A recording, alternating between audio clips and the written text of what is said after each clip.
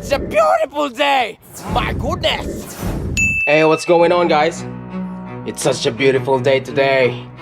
So, ito na po guys. Sa lahat po rin nagtatanong kung ano po yung ginagamit ko pagka ako po ay nagmo-motovlog, na parang lumulutang ang camera o may third person or parang may drone. Tinatanong nyo, naka-drone ba ako o hindi? Ano ginagamit mo? Naka 360 ka ba? Fusion ba yan? So, ito po ang gamit ko guys, Insta360 1X. Bale, ito po siya. Nilalagyan ko lang po ng pole. Ito, kasama na po siya. So, eri po yung box niya. Insta360 1X. Ayan. Napakarami po niyang features. Ang damukal. Meron po siyang 5.7K video, 18 megapixels. Ayan, flow state stability. Yung stabilization po niya, napaka my goodness, napakaganda po.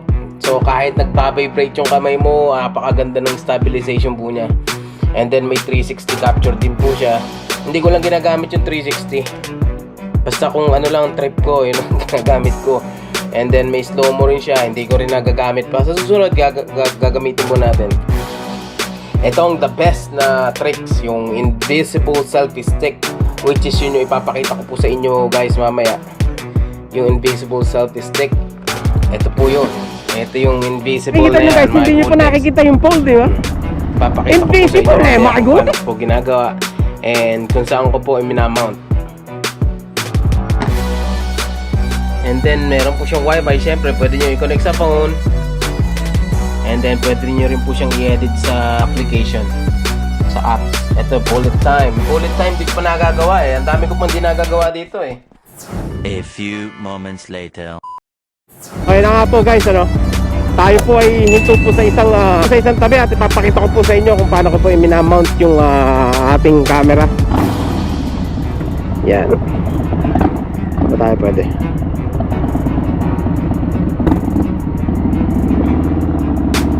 Ito natin hinto. Yan. Para maganda. Ayan. Dito tayo sa ito ang big C dito. Ay hindi, tiny C.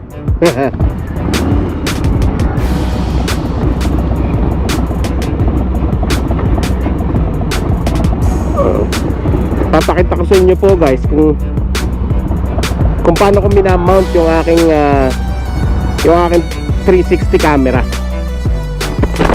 Okay, my goodness. So, ayun na nga po guys, ano, tayo po ay huminto po dito. Tayo po ay huminto po dito sa twisties po dito para po ipapakita ko po sa inyo kung saan ko po i-minamount yung aking camera. So, marami po nagtatanong kung drone ba gamit ko or naka-fusion ba ako. So, ngayon po ipapakita ko po sa inyo ngayon kung paano po ginagawa ko. So, kailangan po natin ng duct tape at kailangan po natin ng ito po ang ginagamit ko guys, Insta360 1X. Ito po, ayan, bali ito po ang gamit ko. At yung pole po, ito po yung invisible pole nya. Ito po ang invisible pole ng Insta360 1X. Ito lang po ginagamit ko. So ipapakita ko po sa inyo kung saan ko po i-minamount ng iba-ibang angle. Ito lang po ang ginagamit ko guys. Duct tape. Duct tape lang po ang ginagamit ko. My goodness. So ipapakita ko po sa inyo kung saan ko po pinaglalalagay itong Insta360 1X. Itong camera ko, papakita ko po sa inyo yung mga view. So iba-ibang angle po, papakita ko po sa inyo. Okay. So syempre, install natin tong 360 1X.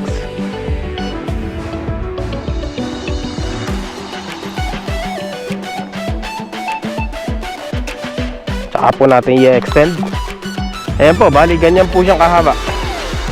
Mahaba-haba rin po.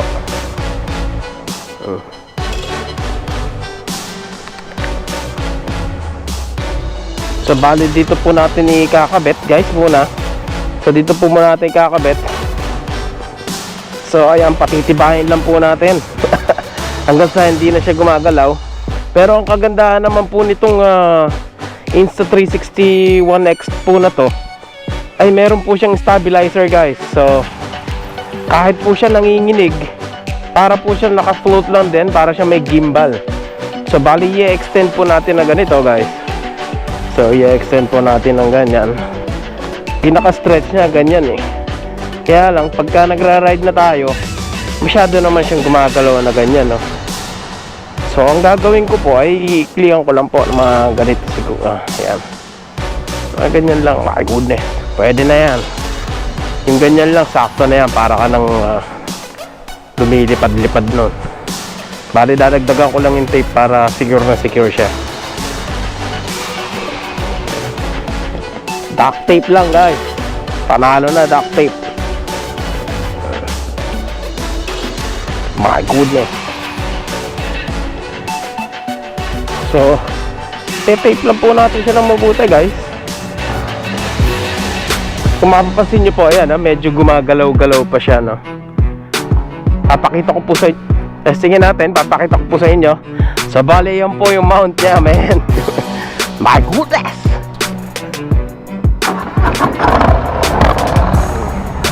Ayan. Medyo may endo-endo siyang ganyan, no?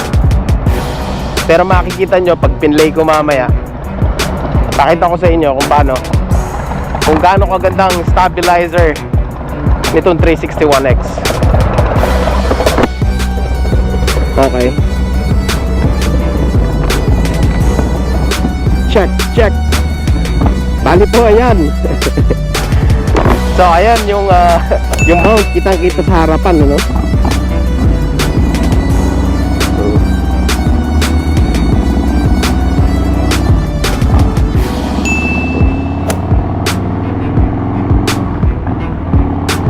So ayan po guys, ganyan ko po i-mount yung 361X pag po nasa harapan po ng aking bike.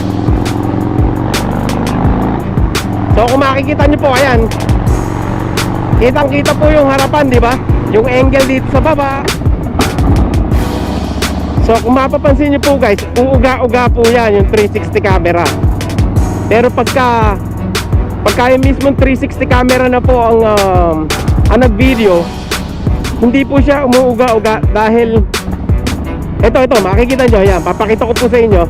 Dahil po sa stabilizer po niya, napakahusay po ng stabilizer ng 361X. So ganyan po ang itsura niya. So makikita nyo, kitang-kita po lahat. Kitang-kita po ang view. So ayan po guys, nakita nyo na po yung so ayun po guys, nakita nyo na po yung sa harapan, di ba? Ipapakita ko naman po sa inyo yung view sa likod. Ilalagay ko po doon. Hinto tayo dito.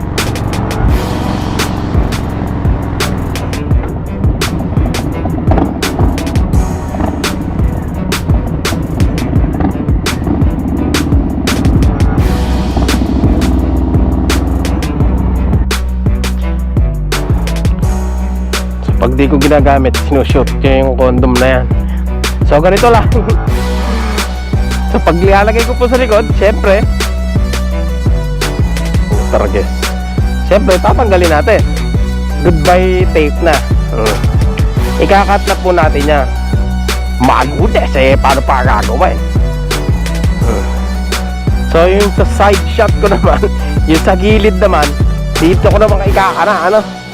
At dahil ito po ay invisible pole, hindi nyo po masyadong makikita tong pole na to, or hindi nyo talaga makikita yung pole na yan. Invisible nga eh. My goodness! So i-double check lang po natin kung talagang stable siya.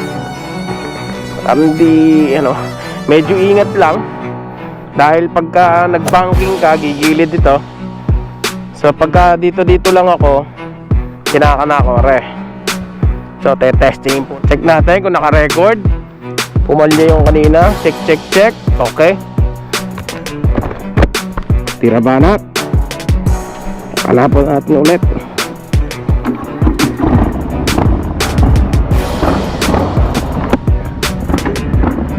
Oh my goodness.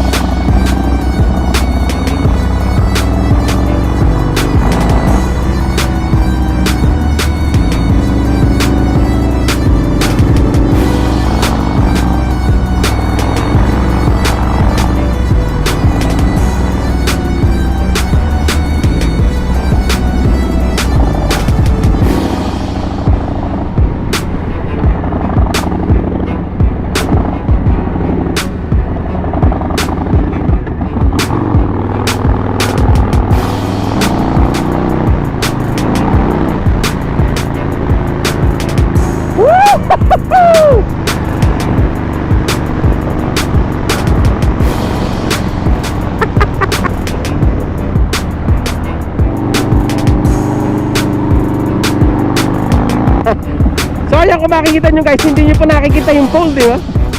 Invisible eh, my goodness.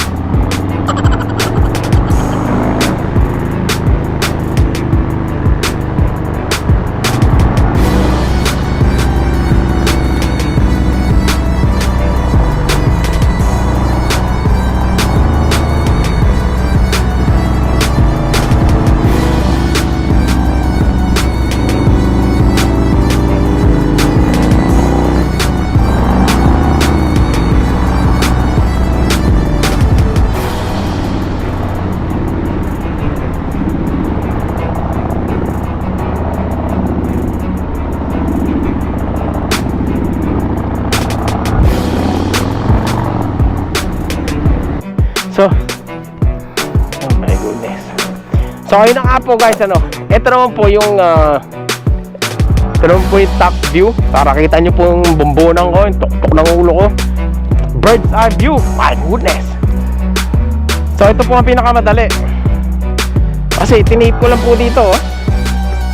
Kasi ito pong pole na yan, kung makikita nyo, invisible po mamaya yan. So, kung makikita nyo po itong CC bar ko, my goodness. Ito pong CC bar ko pala na to guys, ito po ay may purpose po ito, ano. Pag ako po ay naglo-long ride, nilalagay ko po yung bag ko dito. Yun po ang purpose niya. And then pagka po si commander nagba-back ride, nilalagyan ko po ng yung isang upuan dito. And then sandalan niya po rin. So ayun na nga, ano, ikakana po natin ulit. Bubuksan lang po natin. My goodness. So ayun na nga po guys, ano, nakita nyo po kung paano ko po iminamount yung aking Insta360 1X. So ayun na nga po guys, ano, nakita nyo po yung front view, yung side view, and then yung bird's eye view. Nakita nyo na po, sana po nasagot po yung mga inyong mga katanungan. Pasensya na po kayo at ako po ay hindi po talaga ako nagre-review, or pasensya na po kayo dahil hindi po ako ganong kagaling o ganong kabihasa or ganong ka-professional when it comes to reviewing kung ano-ano man yung nire-review. So hanggang sa muli po guys, this is Ken Zurk Moto. Sa mga hindi pa po nakaka-subscribe, consider yourself subscribe. So hanggang sa muli po guys.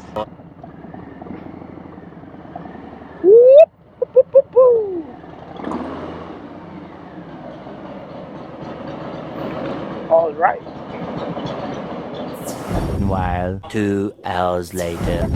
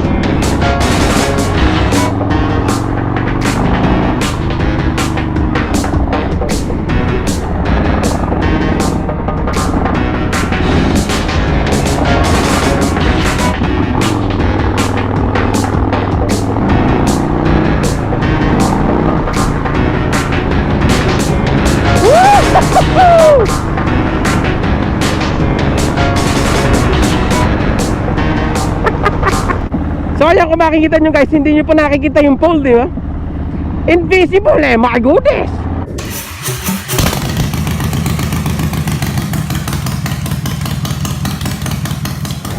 Such a beautiful day! My goodness!